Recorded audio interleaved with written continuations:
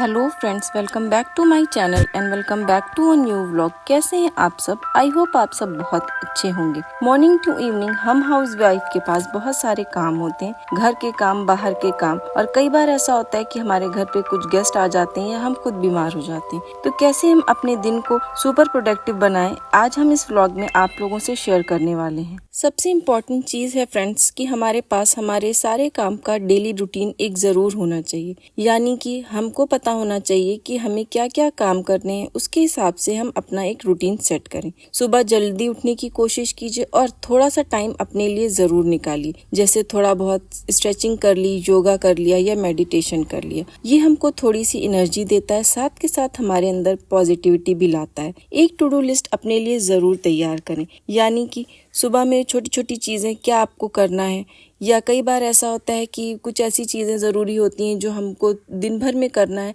और हमसे छूट जाती हैं, जैसे बच्चों के स्कूल में जाना या हमें डॉक्टर से कोई अपॉइंटमेंट लिया था, ये सब। तो इसके लिए ज़रूरी है कि हम टू डू लिस्ट रखें। टू डू लिस्ट होने से ये होता है कि हम अपने रोज़मर्रा के जो काम कर रहे हैं उसके बीच में वो सारे काम भी हम कर पाते हैं, या उन सारे कामों के लिए भी हम टाइम निकाल पाते हैं कि जो हमको अलग से हमारे दिन किसी अलग दिन आ जाते हैं। साथ के साथ हमको टाइम मैनेजमेंट भी बहुत ज़रूरी है कि घर के काम को टाइम स्लॉट में बांटें। जैसे सुबह हमने सफाई कर ली और ब्रेकफास्ट बना के रख दिया, उसके बाद दिन का कुछ हिस्सा खुद के लिए गुजारें या सेल्फ केयर में उसको थोड़ा सा टाइम इन्वेस्ट करें। साथ के साथ दोपहर में बच्चों के आने से पहले बच्चों के लिए खाना बना कर रख लें, ताकि जब बच्चे आएँ तो थोड़ा सा टाइम हम अपने बच्चों को दे सकें, उनकी बातें सुन सकें, सोच सकें कि हाँ, बच्चों को भी अच्छा लगे कि मम्मा ने मेरे लिए भी टाइम निकाला। ये नहीं कि बच्चे स्कूल से आए और हम उसी में मतलब इतनी ज़्यादा अफरा तफरी मची है कि हम बच्चों को टाइम बिल्कुल दे ना पाएँ। इसके लिए ज़रूरी है कि हम अपने टाइम को मैनेज करें। मल्टीटास्किंग से बचने की कोशिश करें। एक टाइम पे कोशिश करें एक ही काम करें, यानी कि अगर हम बच्चों को होमवर्क करा रहे हैं तो उस टाइम कोशिश कीजिए कि बच्चों को होमवर्क कराइए। ऐसा ना हो कि हम किचन में भी काम कर रहे हैं और बच्चों को इधर आके होमवर्क भी करा रहे हैं। तो इससे क्या होता है, या तो किचन का कोई काम बिगड़ जाएगा या बच्चों को लगेगा कि मम्मा मेरे पर फोकस नहीं करें बल्कि इधर उधर के कामों में लगी हैं।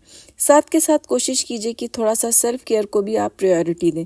थोड़ी देर अपने लिए निकालिए, जैसे थोड़ा बहुत कोई आपको अच्छा लगता हो किताब पढ़ना, कुछ लोगों को म्यूजिक सुनना अच्छा लगता है और कुछ लोगों को गाना गाना पसंद होता है। ये कोई भी हॉबी आप मतलब परस्यू कर सकती हैं। कोई भी चीज़ जो आपको ये चीज़ें आपकी मेंटल हेल्थ के लिए ज़रूरी होती हैं। और हाँ, कुछ लोगों को अच्छा दिखना पसंद होता है। तो सेल्फ केयर में बहुत ज़रूरी है कि आप थोड़ा सा अपने ऊपर भी टाइम इन्वेस्ट करें। अपना कपड़ा जो रोज़मर्रा का ही सही है उसको थोड़ा सा आयरन करके पहन लें, हल्की सी एक लिपस्टिक लगा लें, एक थोड़ा सा डियो लगा लें। ये सारी चीज़ें देखिएगा आपके अंदर एक मोटिवेशन, एक नया रंग भर देंगी।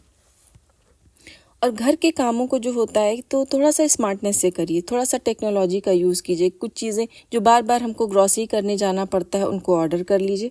साथ के साथ कई बार ऐसा होता है कि जब कपड़े मतलब हमारे होते हैं कि मशीन में पड़े हैं, तो उस टाइम पे हम कुछ कुछ चीज़ें अपनी कर सकते हैं। अगर हम वॉशिंग मशीन में हमारे कपड़े पड़े हुए हैं तो उसके साथ साथ हम कुछ दूसरी ऐसी आसपास की एक्टिविटी कर सकते हैं उस टाइम, जो कि मतलब हमारे कपड़े भी साथ में धुलते रहें और साथ के साथ हम अपनी उस एक्टिविटी को या उस काम को भी कर लें, पूरा कर लें। साथ के साथ हमको कुछ ना कुछ रोज़मर्रा की लाइफ में नया सीखना चाहिए। कुछ ऐसी चीज़ें, कुछ ऐसी बातें जो हमको मतलब सीखने का मन था। जैसे एक छोटी सी चीज़ है, हम सबको इंग्लिश बोलने का शौक़ होता है इंग्लिश में, बट हम सोचते हैं कि कैसे ये करें।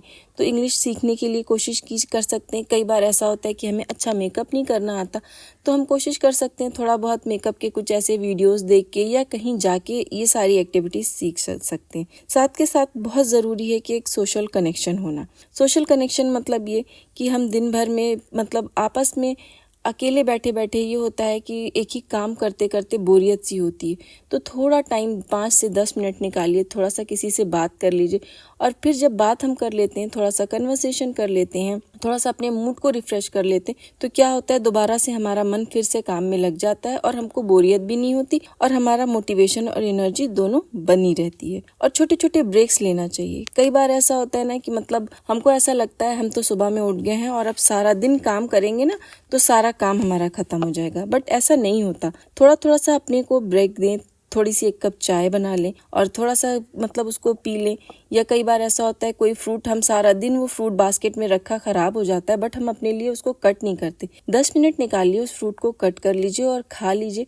अच्छा लगता है ये सारी छोटी छोटी एक्टिविटीज़ करके। और साथ के साथ चलते फिरते दिन भर के कामों में हम अपने लिए भी अब थोड़ा सा केयर कर पाते हैं इस तरह से। और सबसे बड़ी चीज़ है कि अपना प्लान जो मतलब पूरे डे का प्लान कोशिश करें कि एक रात पहले से कर लें। अगर आप हाउसवाइफ के साथ साथ वर्किंग भी हैं तो कोशिश कीजिए कि मॉर्निंग में आपको जो भी कपड़े पहन के बाहर जाने हैं उसको आप रख लें, मतलब रात में ही आयरन वगैरह करके, या एटलीस्ट उसको निकाल के रख लें कि आपको क्या पहन के जाना है। ये छोटी छोटी एक्टिविटीज़ हैं जो कि आपकी मॉर्निंग की जो भाग दौड़ है उसको कम कर देती हैं, आपके दिन को प्रोडक्टिव बनाती हैं। इन टिप्स को अपनाने फ्रेंड्स, ये थे मेरे टॉप टिप्स एक प्रोडक्टिव दिन के लिए। इनको अपने स्टाइल में ट्राई कीजिए और धीरे धीरे अपने रूटीन का हिस्सा बनाइए। और हाँ, मुझे कमेंट में बताइए कि आप अपने दिन कैसे प्रोडक्टिव बनाते हैं। लाइक, शेयर और सब्सक्राइब करना बिल्कुल मत भूलिए। मिलती हूँ नेक्स्ट व्लॉग में, तब तक के लिए स्टे प्रोडक्टिव, स्टे हैप्पी।